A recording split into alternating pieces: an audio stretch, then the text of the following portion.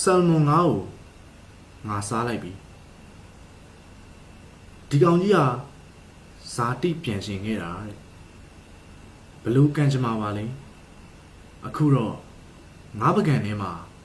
ရုပ်ပြက်ဆင်းပြက်နဲ့အတုံးလိုက်လဲလျောင်းလို့ငါလဲပြန်ကျင်တာပေါ့ကွာ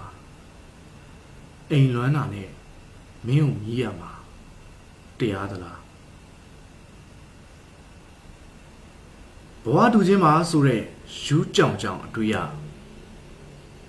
ငါ့ကိုလက်တွန့်သွားစေတယ်ဇာတိဟာမရဏပဲမင်းကမကူးခဲရတော့ပေမဲ့ငါကရုန်းကန်နေရသေးတယ်မင်းကတော့ငြိမ်းချမ်းသွားပြီငါကမတိမရှင်နဲ့အကင်ခံနေရတော့ငါလည်းမူးမှဖြစ်တော့မယ်မနာလိုစရာဆယ်မွန်ငါရေမင်းကို